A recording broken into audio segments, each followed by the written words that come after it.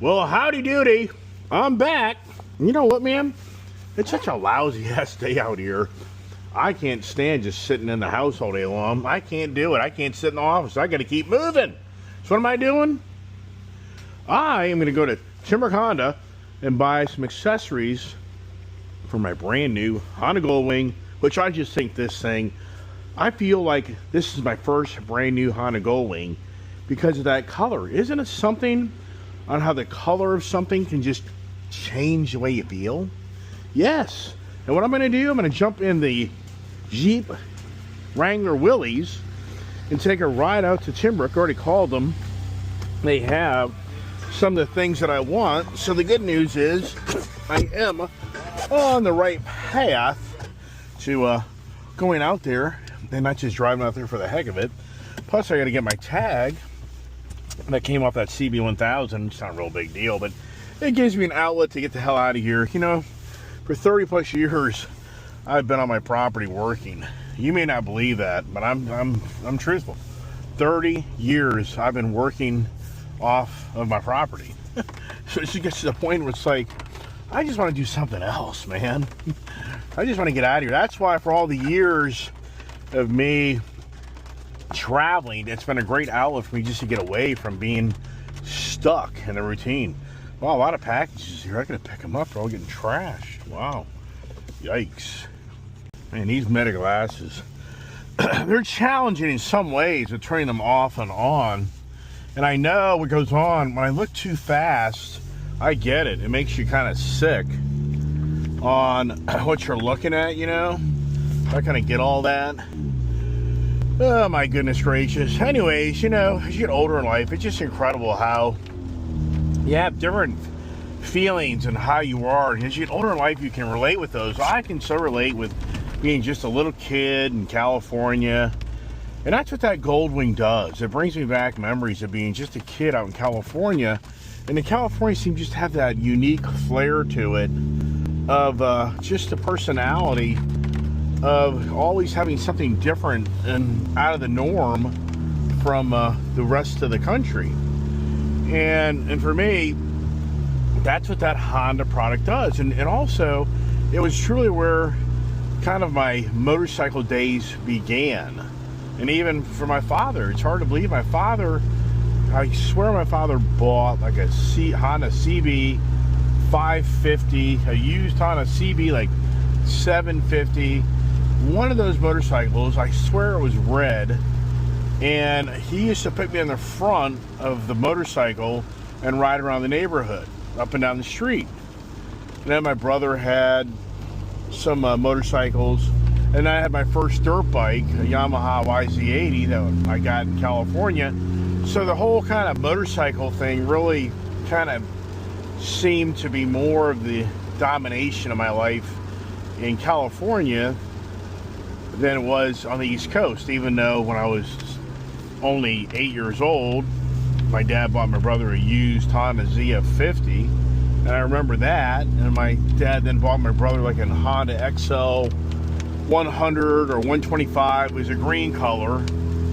And so that was some true beginnings as well. But the whole point is, as you get older in life, you kind of go through your decades of life, because the first 10 years are you kind of just coming to the world and starting to see, have your eyes open. But then the next decade, when you go from 10 years old to 20 years old, that's a pretty big leap in who you start to kind of become, because you're then becoming a teenager and your eyes are getting even bigger, and then you're going to become an adult. And so that next decade in your life, it's a pretty big jump. So, in which I can relate with all those feelings, memories, my friends, going to school, just kind of getting going. And then you go to the next decade, which is your 20s to 30s. And when you're going from your 20s to your 30-year-old, that's even more so a very life-changing time for you, because when you're 20 years old, you really kind of have to start realizing you got to figure out what you're going to do with yourself. And you kind of have to figure out whether you're going to be working, going to school, what's your desires, and that's very challenging. And it's more of an experimental period that you kind of go through. I feel like when you're in your 20-year-old, you get out of high school and you go to college or don't go to college, and you're just trying to figure out who you are and what you're going to do. And you know, once again, that's extremely challenging. And sadly, a lot of people never get past that phase of figuring out who they're going to be. It's very, very challenging. So from your 20-year-old to 30-year-old, another decade has passed. And hopefully by the time that decade's passed, you finally kind of got your footing and you're getting yourself more positioned to be self-sufficient more than ever. And even most likely in a relationship and marriage, and then going for a family. And that's kind of where I was. And then you go to your fourth decade. Is that right? 10, and then 10 to 20, 20 to 30. So your fourth decade would be from being 30 years old to 40 years old. And that's a big transition in your life, because I think that's when you really feel like now is the time I'm going to make it or I'm not, which isn't really to say that's factual. But I think that for men, and I'm sure women too, you feel like that 30, once you're in your 30s and you're approaching 40, if you haven't really established yourself, haven't figured out what you're doing with your life, if you're not settled down, meaning you haven't, have you gotten married, do you have kids? And that was kind of my life at that stage, was being married and now having my own company and having success, even though I didn't always have success. And so I can still remember all those emotional, feelings and the challenge that you go through. And then, so the 30 to 40 year old, it really is, have you accomplished being self-educated, self-taught, or if anything, have you been successful in being self-sufficient to carry your own life and to take on responsibility taking care of others, meaning your spouse and your children. And that's an exciting time, but also it's a nervous time. So then you go to being from 40-year-old to 50-year-old, and that's where I think that you really start to mold into really who you are, and you can kind of step back and start to pat yourself on the back or kick yourself in the ass. Because from being 40 years old to 50 years old, it's going to be a crucial time in your life where you now have molded into your job of what you do day in, day out, which that's a challenge in life. I've always have told young people, it's like, it doesn't matter how smart you are. The question is, can you get up day in, day out, do the same thing day in, day out? That's extremely challenging for a lot of people. So from your 40 to 50-year-old decade, now it's more about you're into the routine, and your relationship and your family and your children are growing up, and now you're more focused on thinking about, what's down the road. And does the relationship of you and your wife make it where you're growing together? Is the family growing together, or is it growing apart? And that's a big challenge. And you have the itch in your 40s to maybe start going a different way, different direction in your life, especially like in your career. And that goes on a lot. And also, what goes on as well is your relationship with your wife or your husband, whatever it may be, that truly starts to change as well. And your relationship with God. I think about how you look at church and the community and your friends and family, and those are a lot of things that once you get in your late 40s and definitely hitting the 50-year mark, you really start stepping back thinking, okay, I'm not here forever. But the odds are you probably have been pretty successful, and by that stage you probably have made some good money, and you're making good money, and you're on a pretty solid foundation of feeling like you've done things the right way, and you've got things that are going to work out for you in the long run. But there's the challenge, because you kind of then get into that mundane, I'm bored, and that's my challenge, is I'm the guy always looking to want to have an adventure and take on another challenge. And that's where I've gone sideways a few times in my life, and I've paid dearly for going that direction, and I've fallen flat on my face. That's the only pick myself up off the ground and start all over again. So now, when you go from your 50 to 60-year-old, I think then what goes on more than ever is you're now around family that's all aging, progressing, and you just start to realize that you're not going to be with your family forever. And it's an important time of your life to try to spend time with your family, but also you're having to manage the relationship in your household, in your career, but you now see the clock moves extremely quickly. And you're now seeing yourself, wow, 5 decades have just clicked off just like that. Yeah, I'm 60 years old. Wow. And more than ever, I think many would agree that your body really does start to talk to you. You really do start to feel that your body saying, hey, guess what? You're not a kid anymore. Hey, what you thought you could do, you can't do anymore. And the way you kind of think about things and process things. And you know what?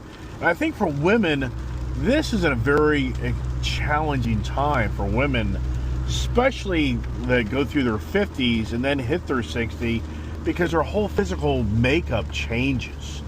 And if you're a man and you're married, you get that message about how the wife, the menopause, so the physical relationship changes more than ever in your relationship with the person you've been with for now 20, 30 years.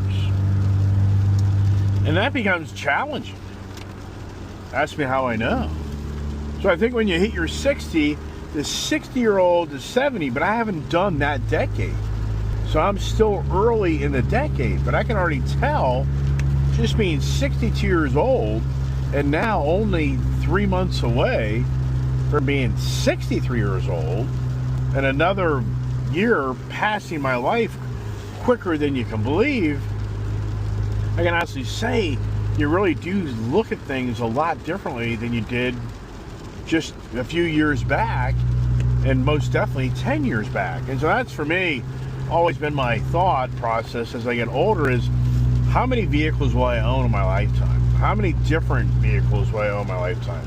How many different motorcycles will I own in my lifetime? How many years can I ride on a motorcycle feeling confident that I'm still a good motorcycle rider and I'm going to continue to jump on a motorcycle and do that?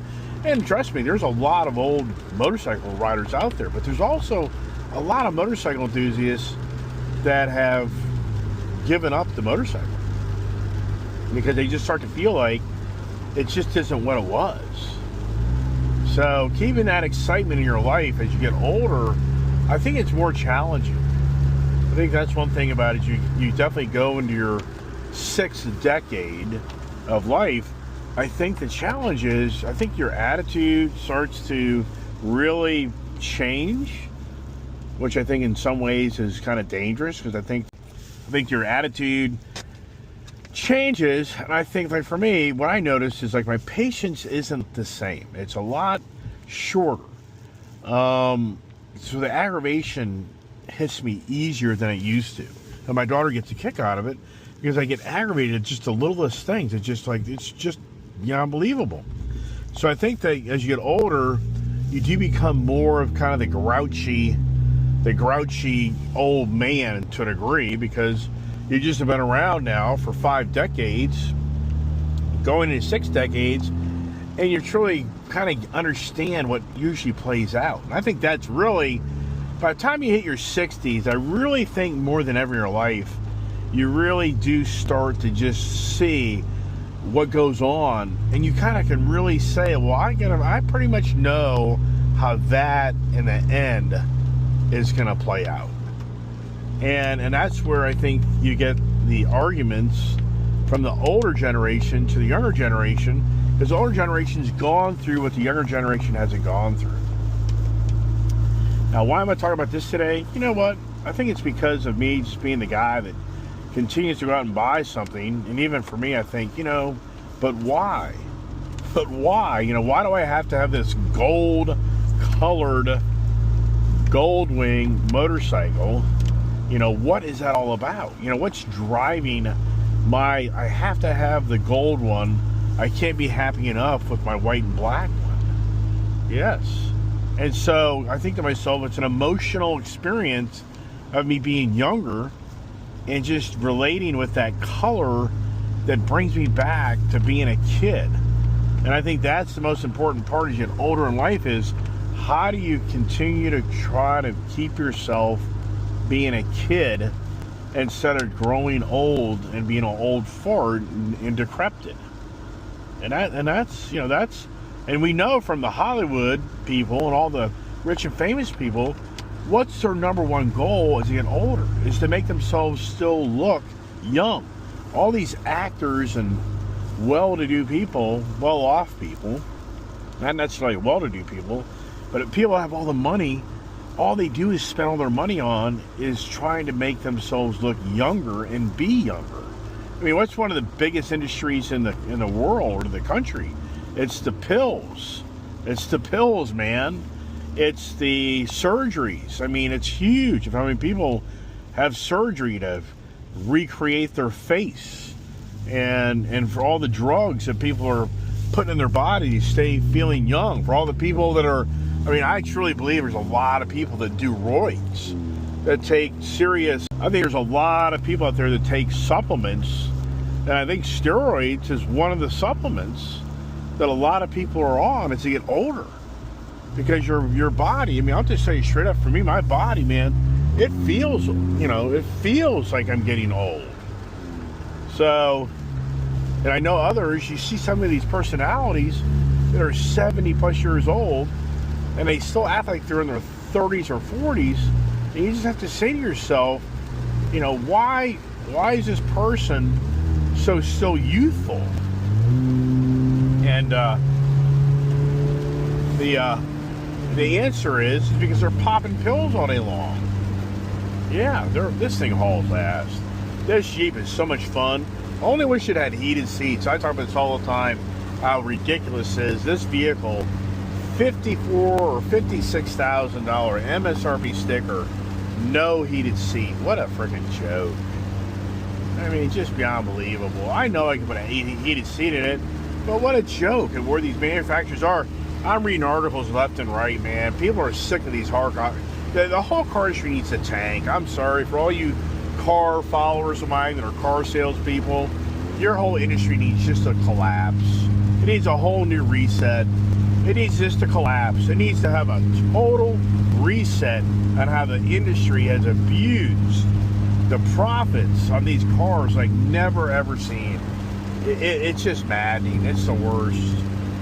So for me, I mean, I'll be like, oh, good. It's about time you guys all went broke. I mean, everybody else is going broke because of you guys. Hello. Yeah, so anyways, so for me, I can relate with the different years, the different decades. I'm out of my 70s. Some on my channel are. And maybe they can relate with this conversation. And once again, I'm just sharing with you ideas and thoughts on how we live decades. You know, and what's scary in life with numbers is, do you live 10 decades? That's not a lot of decades, man. Even though it's 100 years, it's not a lot of time. So, I mean, you may think, oh yeah. It's like, no, not really anymore.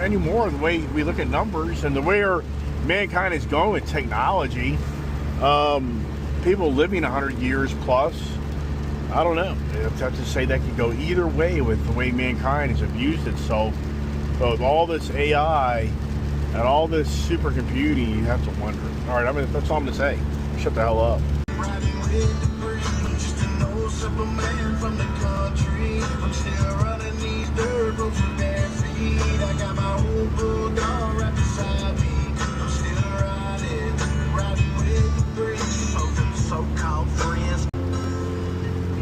Over the mountain we go. 32 degrees, everybody. Yikes, right? As I haul ass up the road. Hope there ain't no icy spots. Yikes.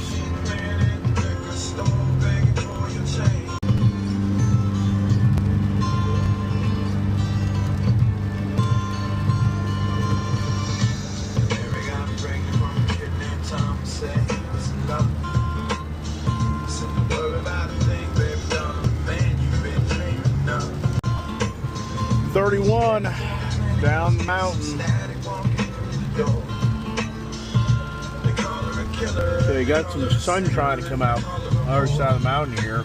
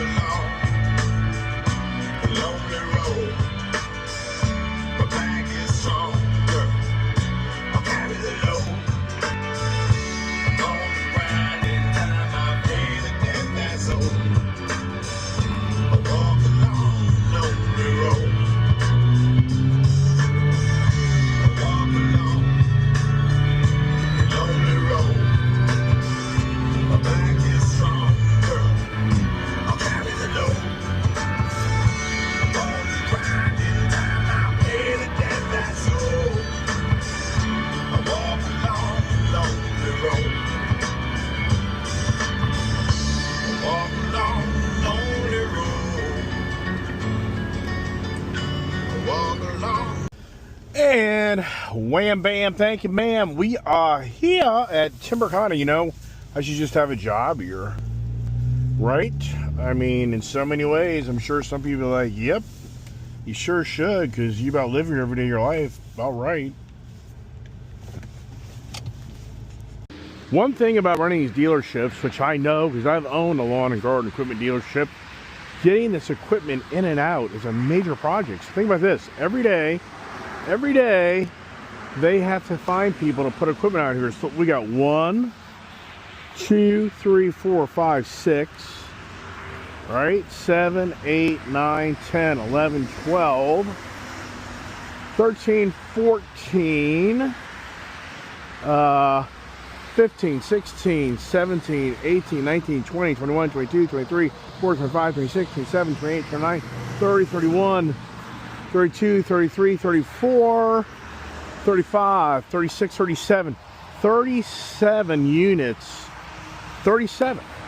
So between two people, that's over, what, 17 units per person. I'm back again. I just can't leave. I just can't leave. But I think Bernie's in today. He's not here today, huh? Okay. Well, he actually called me personally Yes, just to thank me. Now, who wouldn't love that? If you're a little kid, can you even imagine waking up on Christmas Day and your parents did this? Would that be something? Now, here's something to think about, Mike. Now, if you were a little kid, I want to get Mike over here to get his reaction on that. So if you're a little kid and you woke up on Christmas morning and this was in your house, would that be something you remember for the rest of your life? Absolutely. Oh my gosh, I mean, come on. What is it about the two wheels that make you nutty? Hey, how you doing? How you doing, man? Doing great. Hey, all right, here we are. Here he is. You know the thing I haven't pushed here. See, for me, if you think about it, if you know me, I've had the Honda Fury, that exact same motorcycle. Had that. We've had the Honda Rebel 500 for the kid. I've had the Honda 1100 bagger. It's just too small. We have the Honda Hornet. I've had the Honda Transalp. I now have the Honda NT 1100. I've had the non-tour Goldwing, two of these. Now, for the record, I had an 18 Goldwing full tour. Then I had the 2024 full tour. But then I traded it for the DCT full tour.